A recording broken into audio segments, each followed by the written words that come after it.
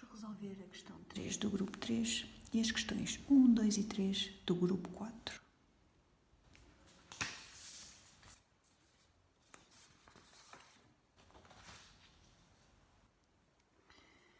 Dissolvendo em água a temperatura constante de uma certa quantidade de uma base, a concentração de OH- diminui ou aumenta e o produto iónico mantém-se constante ou não se mantém constante.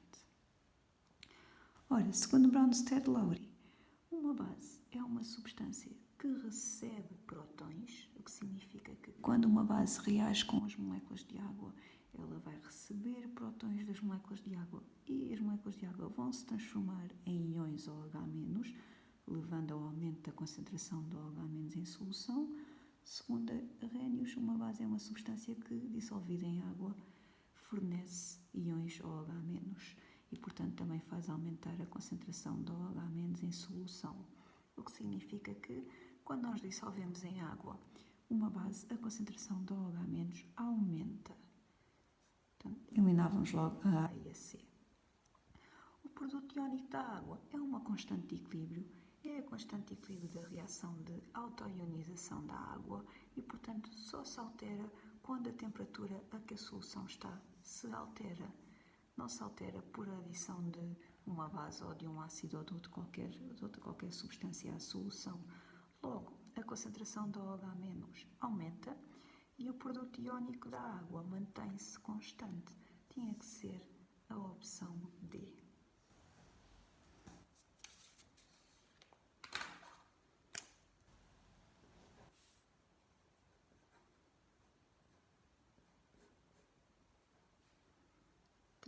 Opção D. Vamos passar para o grupo 4.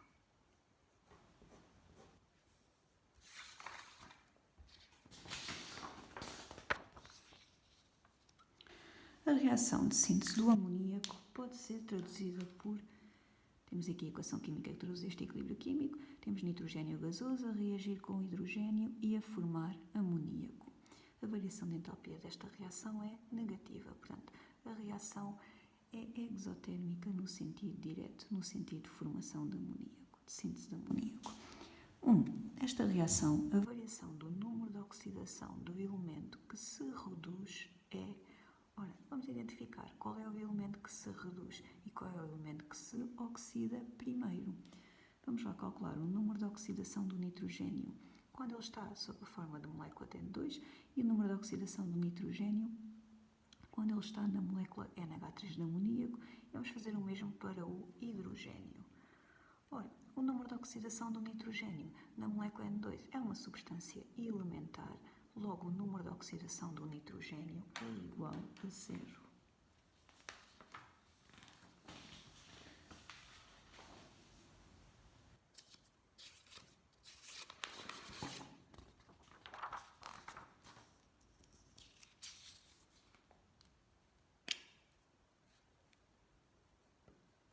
Vou pôr aqui o equilíbrio químico.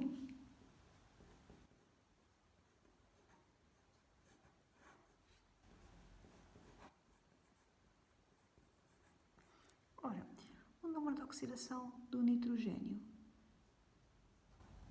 Então, quando ele está sob a forma de molécula N2, é uma substância elementar, logo o seu número de oxidação é 0. A mesma coisa para o número de oxidação do hidrogênio. Quando ele está sob a forma da molécula H2, é uma substância elementar e, portanto, o número de oxidação do hidrogênio é 0. Vamos ver agora o número de oxidação do nitrogênio quando ele está sob a forma da molécula NH3. Isto é uma molécula, NH3. Esta espécie é uma molécula, logo a soma dos números de oxidação tem que ser igual a 0. E, portanto, 0 vai ser igual ao número de oxidação do nitrogênio, que é desconhecido, mais o número de oxidação do hidrogênio, que é mais 1,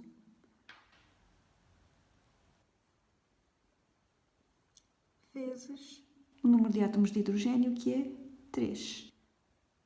E, portanto, 0 é igual ao número de oxidação do nitrogênio, mais 3 vezes 1, que é 3, o número de oxidação de um hidrogênio é igual a menos 3. E o número de oxidação do hidrogênio vimos então que era igual a menos 1. O número de oxidação do nitrogênio passa de 0 para menos 3, o que significa que N2 é a espécie que é reduzida, enquanto que o número de oxidação do hidrogênio passa de 0 para mais 1, o que significa que H2 é a espécie que é oxidada. Vamos lá ver o que é que nos perguntaram na 1. Nesta reação, a variação do número de oxidação do elemento que se reduz, que nós vimos que era o elemento nitrogênio, é, ora, o número de oxidação do nitrogênio passa de 0 para menos 3, logo a variação do número de oxidação é menos 3. E tinha que ser a opção C.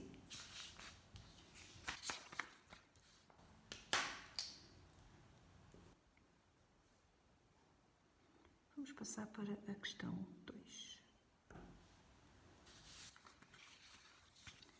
Que volume de H2 terá de reagir, no mínimo, para se obter 335 decímetros cúbicos de amoníaco em condições de pressão e de temperatura constantes? Isto não é uma reação completa, é um equilíbrio químico, mas vamos calcular então qual era o volume de H2 que terá de reagir para se obter este volume de NH3 se a reação for completa. Isso vai nos dar o volume mínimo de H2 que tem que reagir para se obter 35 decímetros cúbicos de amoníaco. Vou primeiro começar por converter este volume de amoníaco para a quantidade de moléculas de amoníaco. Nós sabemos que esta reação dá-se em condições de pressão e de temperatura constantes, o que significa que o volume molar nestas condições de pressão e temperatura constantes aparece aqui na tabela de constantes do nosso exame e é igual a 22,4 decímetros cúbicos por mol.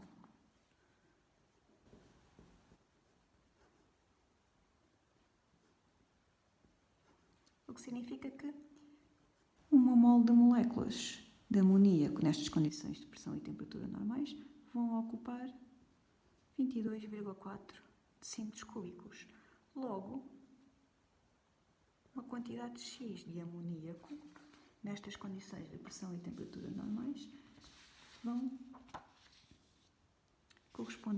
ocupar 35 decímetros cúbicos de amoníaco. E a quantidade de gás é igual a 35 a dividir por 22,4, que dá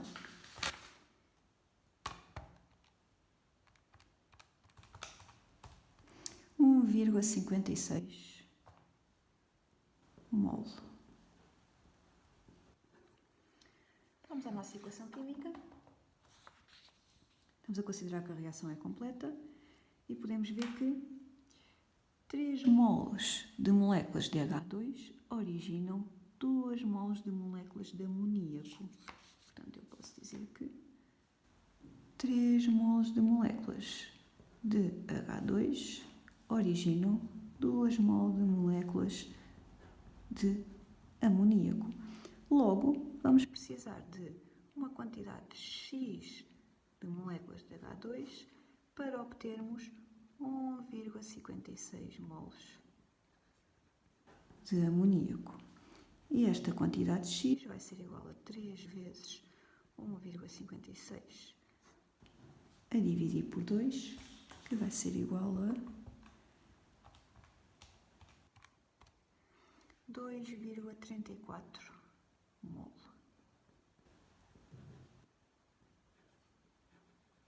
De moléculas de H2.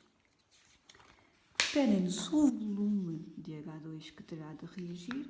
Vamos então passar esta quantidade de H2 para volume. As condições de pressão e temperatura são as mesmas, o que significa que uma mol de moléculas de H2 ocupam também 22,4 decímetros cúbicos no estado gasoso, claro. Logo, 2,34 mol de moléculas de H2 vão ocupar um volume de X x decímetros cúbicos. E x vai ser igual a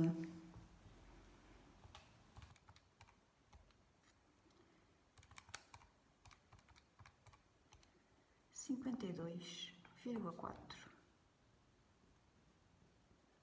decímetros cúbicos. Vai ser o volume mínimo de H2 que tem de reagir para nós obtermos os 35 decímetros cúbicos de amoníaco.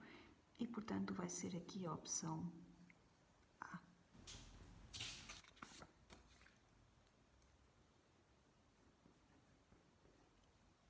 Vamos passar para a questão 3.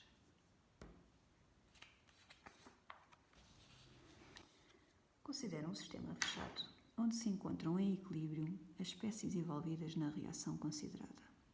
Na figura 2 apresentam-se os esboços dos gráficos da quantidade de equilíbrio N de uma daquelas espécies, em função da pressão P para duas temperaturas, TA e TB.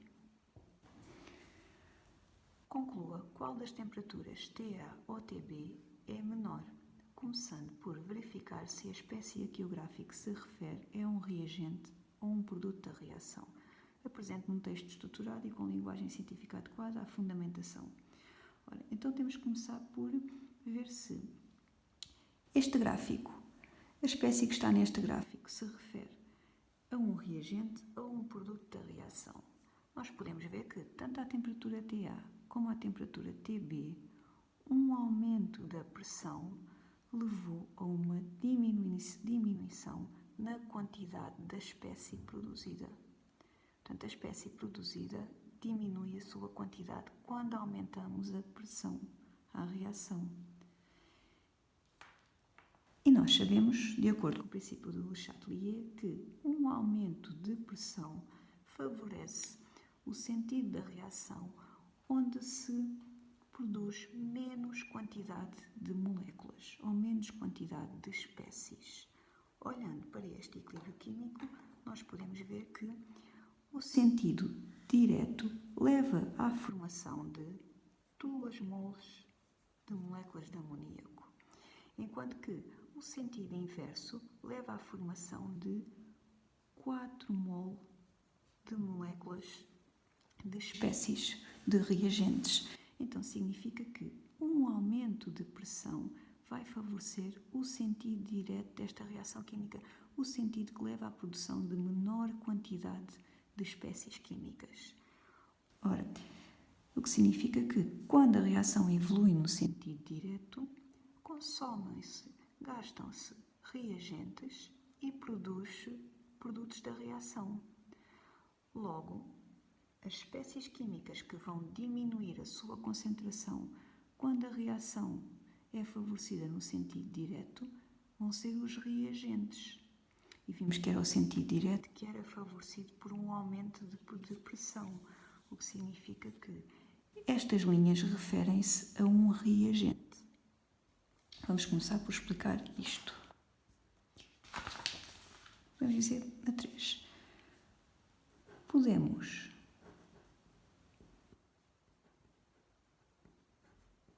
verificar pelo gráfico que um aumento de pressão causou uma diminuição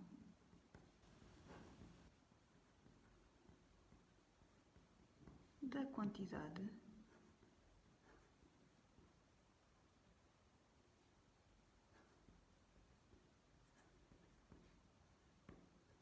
da espécie. De acordo com o princípio de Le Chatelier, um aumento de pressão favorece o sentido da reação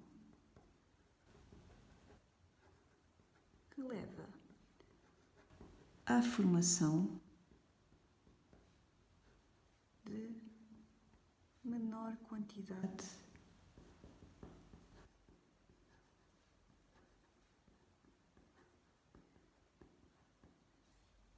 de espécies químicas. Assim,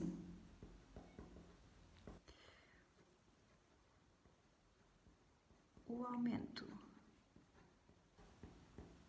de pressão favoreceu o sentido direto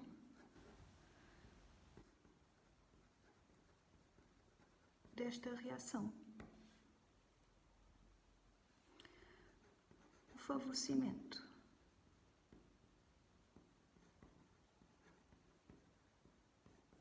do sentido direto leva a uma diminuição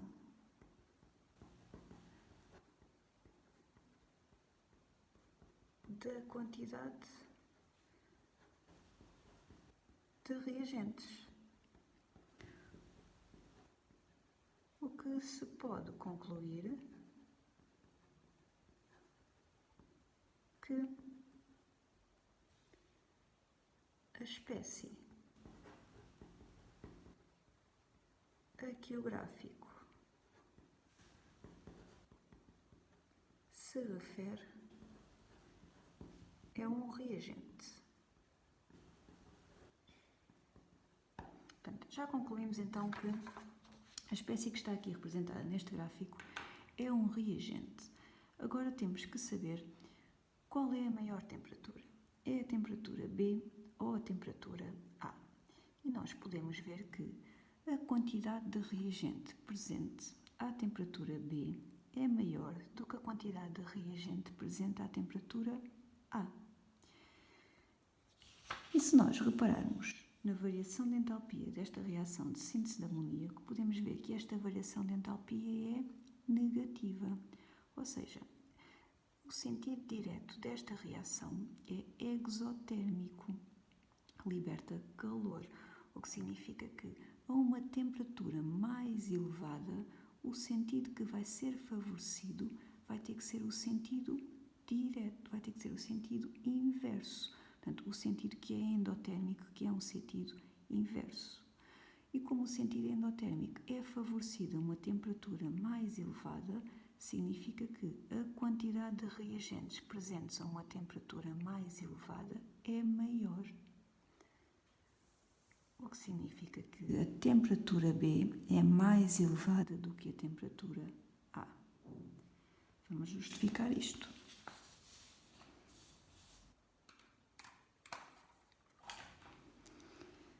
Podemos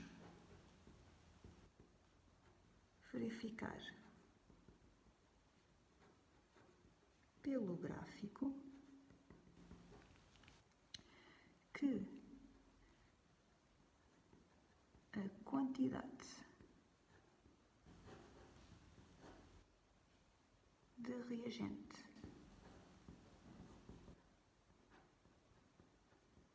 presente à temperatura TB é maior do que a quantidade presente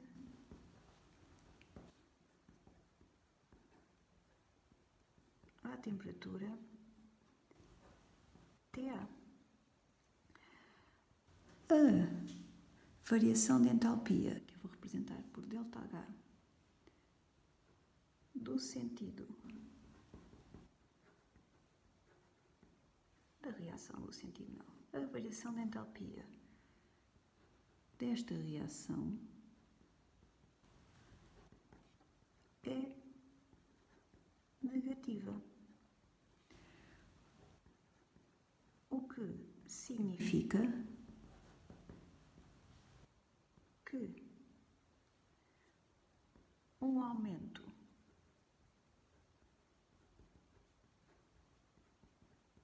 de temperatura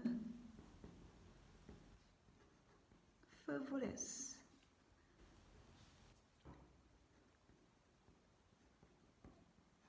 o sentido inverso, porque é o sentido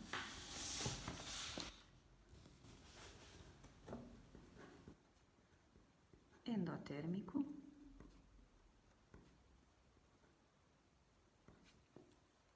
e a quantidade de reagente presente a temperaturas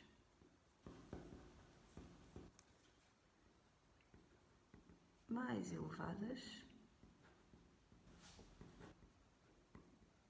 vai ser maior. Logo, a temperatura TB é mais elevada